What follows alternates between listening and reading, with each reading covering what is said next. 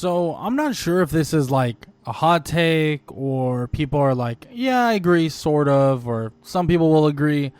But I was like, I gotta do an overall video, like a video talking about CW Flash Season 1. Because CW Flash Season 1, it was really peak. Like, it was really that good. And yeah, it did end up falling off as we progressed. I think Season 2, 3, they were pretty good. Even 4 was alright. I think it really fell off though, obviously. But Season 1, if you just look at it as a standalone kind of show or standalone kind of season, it's amazing. It was fantastic. I mean, it was a great origin story for Barry Allen. There's a lot of stuff that we kind of learn and get into. We watch Barry go from ordinary CSI kind of doing, his typical things to chasing what seems to be the impossible, right? He's also in the midst of legitimately trying to solve his mother's murder, and eventually he would turn into the fastest man alive. The transition is kind of a slow build-up in a way. Now, it is gradual. His powers develop over time, and it honestly keeps it so believable. We watch him do a lot of amazing things in Season 1, but it's not like so overboard where you're like, oh yeah, he's already busted and broken Season 1. It's already over. GG, well played. No. There's a lot of things that he ends up doing that are not only impressive, but just flat out amazing for just him learning on the job, right? He's learning now. And I think that is the best part of kind of your superhero origin / superhero kind of progression, is those learning parts, those learning aspects. We see Barry learn quite a bit under the tutelage of Dr. Harrison Wells, who we eventually learned to be Eobard Thawne, but it is amazing watching what he does. And we also get some good, very, very good love interest like things, like Linda Park, where she's amazing, by the way. In Season 1, I absolutely fell in love with Linda Park, and I thought she was amazing for Barry. I thought Barry's whole kind of shtick with, like, no, me and Iris, no, we don't like each other, we're not trying to get with each other, no. And he eats that, like, crazy hot pepper to prove that he really is, like, really, really, really does like her and stuff like that. I thought she was amazing. I thought it was awesome. But overall, the kind of thematic core to Season 1 constantly hammers the idea that being a hero is all about so many things, right? And the main three things is hope, responsibility, and sacrifice. Like, those are the three main things that get kind of shown throughout the majority of the show. But honestly, the biggest thing that makes Season 1 such a banger has to be the Reverse Flash. The Reverse Flash and the mystery of Harrison Wells was amazing. It was hands down one of the best TV villain-like reveals. Harrison Wells is introduced as this caring, brilliant mentor, somebody who's trying to help, somebody who is doing a good job for people that are trying to be good people. Like, he is genuinely a good person, acting as if he legitimately, has been crippled. He can't walk anymore because of the whole thing, the whole, situation with the particle accelerator, yada, yada, yada. But we do see small hints, very, very small hints, sinister hints as well, that literally Harrison Wells himself, he is not who he says he is. I mean, we legitimately see him standing up from his wheelchair in secret with an AI Gideon, the newspaper from the future, all of those things. Oh my goodness. It was so amazing watching that happen. I believe that was episode 1. Like, legitimately, that was part of the pilot where we see, like, this guy is not who he says he is. We don't know if he's truly a bad guy or not, or truly a good guy or whatever, but we know for sure that he is not who he says he is. He's far from who he says he is, and it adds this, like, layer of conflict. We genuinely, we see Wells genuinely care for Barry, at least to an extent. He wants Barry to get faster. Obviously, it's to serve his own purpose, but at the same time, he even admits it later on that he has kind of like a good spot in his heart for Barry Allen. Yes, he did hate him for so long, and yes, he still probably does hate him, but in a way, he still has that love for Barry and still has that that weird, odd kind of kind of really respect for Barry and what he has been doing and what he's been building up. And I think Eobard Thawne as his nemesis, or the Reverse Flash as his nemesis in this scenario, is such an amazing one, because it's Eobard Thawne who not only has to literally create his nemesis, he has to legitimately create the one he hates so damn much. He has to do this so that eventually he can get home. This right here is pretty damn interesting to think about, because it's like, whoa, wait a minute. So you're telling me that Eobard Thawne, he somehow showed up here, and now his only choice, after wanting to get rid of Barry Allen, get rid of the Flash, he now has to create the Flash? Yeah, that's a pretty banger storyline, a pretty banger ass idea in terms of what kind of story you want to build up and what kind of story you want to build with these two characters, being that of Barry Allen and Eobard Thawne, or Harrison Wells. This is a real nemesis, right? Someone who went back in time, got rid of your mother so that you wouldn't exist, and then eventually he would have to create him himself. I mean, we even see a scene, I'm not sure, I can't remember exactly if it's in season 1, but there is a scene where he has his hand vibrating above an unconscious Barry who just got struck by lightning. And he's kind of considering with himself. He's like, it'd be so easy. I could take you out right now. It would be over, done with. But I have to create you to even get home. I have to legitimately help you become the man that I despise so much so that I can get what I want. And that right there is a pretty insane thing to think about.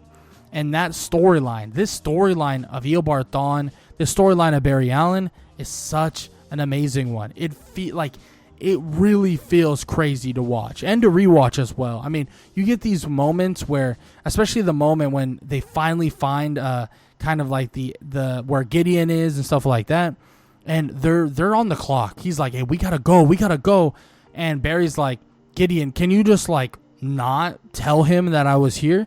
And she's like, "Yeah, of course. Like, of course I can do that." And he's like, "Why?" And he's because, well, like, you created me. Like, you are my creator.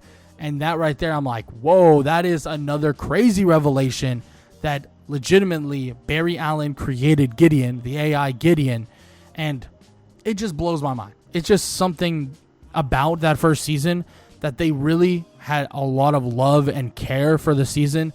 We got moments where, let's be honest, Iris West felt like a good love interest. Like, I genuinely believe that at that point, she was a very good love interest. The whole tsunami thing, that episode was great. I thought, like, the whole Iris West moment was amazing. I thought it was great. I thought it was awesome. There's a lot of things in that first season that is just amazing. And honestly, to talk about characters, not only did Iris West's role feel good, like, yes, there was a little bit of a love triangle dynamic, but Iris and Barry were really anchored in what was going on and really anchored in who they were and, you know, their friendship at the time, and probably that more that could have progressed. But that's not the only characters that were so good. Early on, Cisco and early on Caitlin Snow were awesome. That trio, the banter they had, the problem solving felt authentic. Nothing was forced with that trio. Nothing at all. The trio of them, the three of them, it was amazing. Same thing with Harrison Wells. Yes, Harrison Wells was a bad guy. We obviously, in the early days, didn't necessarily know what was going on. But those four, right? Those four together were awesome as well. Like, genuinely great to watch. Cisco wasn't your typical like comic relief. Yes, he was hilarious. Yes, he was funny. But there was emotional depth to him as well.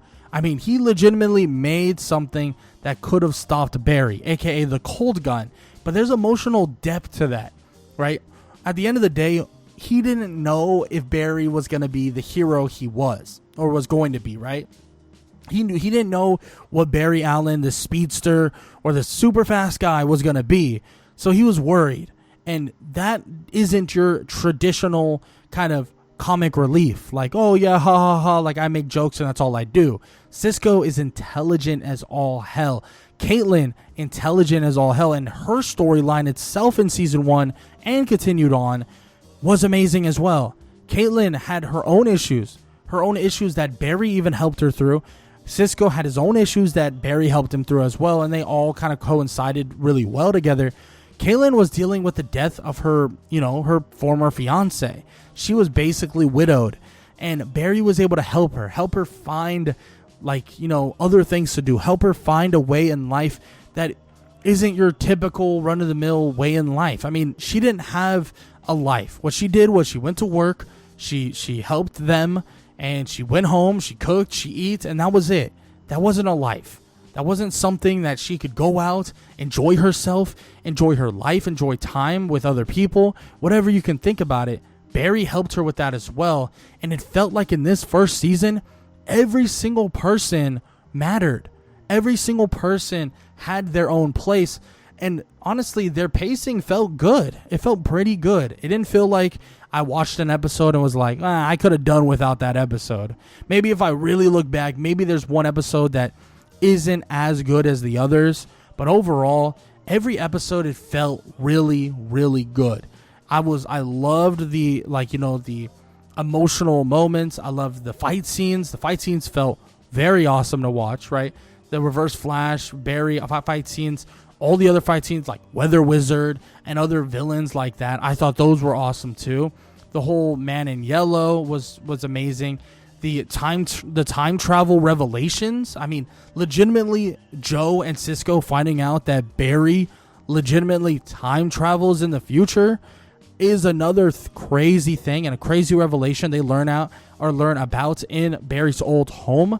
And there's so many different things, so many moral choices, so many time travel teasers, and the tone and action balance just felt right. It felt great. It was fun, right? It was a fun thing, but it didn't lose seriousness. There was times that it was all fun, goofy and laughs, but there were moments that I was like, damn, this is serious, like super serious, right?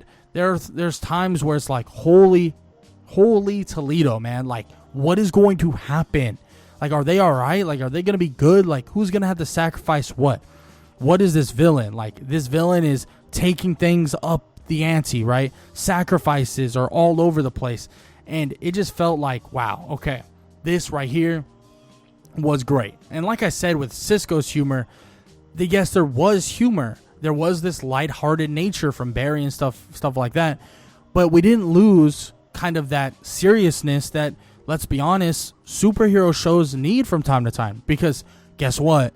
It is a superhero TV show, and there is going to be villains that are straight up evil, straight up disgusting, straight up terrifying. These are things you need. So I'm glad that just because it was The Flash, it wasn't all, laughs and jokes. We do see The Flash and even Green Arrow, right? Which, by the way, CW Green Arrow is very similar to Batman. Not a conversation where we need to have right now, but it was very similar to Batman, so it was a little darker. But with The Flash, I was kind of afraid that it was going to be a little too joyful, a little too happy-go-lucky all the time. But there's the moments. There's moments where it's serious, moments where it's life or death, and moments where you're like at the edge of your seat wondering where things could possibly go. And truly, it was amazing. It was great. And from the very, very end, where Barry makes that sacrifice, not saving his mother, and realizing, like, you know what? This is a decision I have to make, a decision I have to go through. He tells his mom goodbye, and damn, that finale hits hard when he comes busting through that portal once again to stop the Reverse Flash and talk about sacrifice, because Eddie, the one and only Eddie Thawne, would sacrifice himself and sacrifice, his literal life to get rid of the Reverse Flash and stop Eobard Thawne. But the thing is, Eobard Thawne said it before and will set up future seasons as well by saying that me and you, Barry, we will be fighting for centuries. So once he disappears, we as the audience know that he's not gone, and he's not gone for good, because there's a lot of different versions of him out there, and a lot of different versions that are ready to ruin the life of Barry Allen. And at the end of the day, season 1 of CW Flash was peak. It was amazing. It was peak. And frankly, If you haven't rewatched it again, or if you haven't watched it at all, you should go watch it. I mean, it's amazing, especially for when it came out. It wasn't that long ago, don't get me wrong. It's not like it was ages ago. I think it was like, 2012? So it's like 13 years ago. So it is quite a while, but it's not like it's some like 40, 50-year-old movie or 40, 50-year-old TV show. But it's still pretty damn amazing, if I say so myself. I would love to hear what you guys have to say about Season 1 of CW Flash, and how you felt about it. Did you really enjoy it the way I enjoyed it? Maybe you didn't. Maybe you did. I would love to hear what you guys have to say. And if you enjoyed this video, YouTube believes you'll enjoy this one. So might as well go check it out.